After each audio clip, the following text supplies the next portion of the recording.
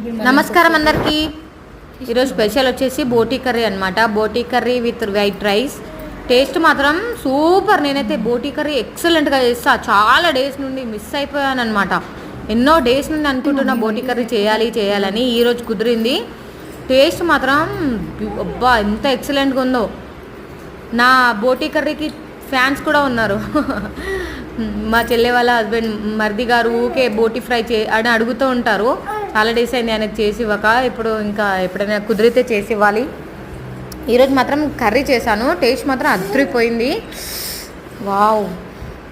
విలేజ్లో దొరికే బోటీ కంటే కూడా ఇక్కడ అంత అద్భుతంగా ఏం దొరకదు. నార్మల్గానే దొరుకుతుంది. కానీ విలేజ్లో ఉండే బోటీ ఎంత బాగుంటుందో, అంటే ఆ బోటీ అనేది అక్కడ దొరికిన బోటీతో కర్రీ చేసుకుంటే ఎంత టేస్టీగా ఉంటుందో.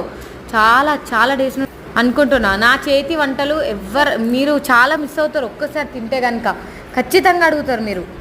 అంత బాగా చేస్తాను నేను. మీరు తిన్నాక మీరే చెప్తారనమాట. ఇది మాత్రం టేస్ట్ అద్భుతంగా ఉంది. సీరియస్లీ చాలా చాలా చాలా బాగుంది. ఏదో సింపుల్ ఇంగ్రీడియంట్స్ చేశాను. సింపుల్గా చేసినా కానీ చాలా అంటే చాలా టేస్ట్ అవుతుంది అనమాట. చిన్న ఉన్నప్పుడు బోటీలని గొట్టాలు ఇంకా ఏంది పేగులు అని ఏదేదో అనుకుంటే తింటుండే. నాకు గుర్తుంది ఇప్పటికీ. కానీ చాలా ఇష్టం అనమాట. ఇది బొంత అది ఇదని ఏదో అంటారు కదా, అట్లా అనమాట. చాలా అంటే చాలా బాగుంది. టేస్ట్ మాత్రం ఈ గొట్టాలను ఇట్లా ఒక్కొక్కటి పట్టుకొని తింటుంటే ఎంత బాగా అనిపిస్తుందో. వైట్ రైస్లో ఎంతగానో బోటీ కర్రీ వేసుకొని ఇంత ప్లేట్ నిండా కడుపు నిండా తింటే అబ్బా, ఎన్నో డేస్ తర్వాత కడుపు నిండా తిన్నట్టు ఫీలింగ్ వస్తుంది. ఎన్ని రోజులైనా మటన్ చికెన్ డైలీ తిన్నా కానీ నాకు మళ్ళీ ఎన్నిసార్లు తిన్నా మళ్ళీ ఏదో కొత్తగా తింటున్నట్టు అనిపిస్తుంది. కొత్తగా మళ్ళీ ఈరోజే ఫస్ట్ టైం తిన్నానేమో అనిపిస్తుంది నాకు.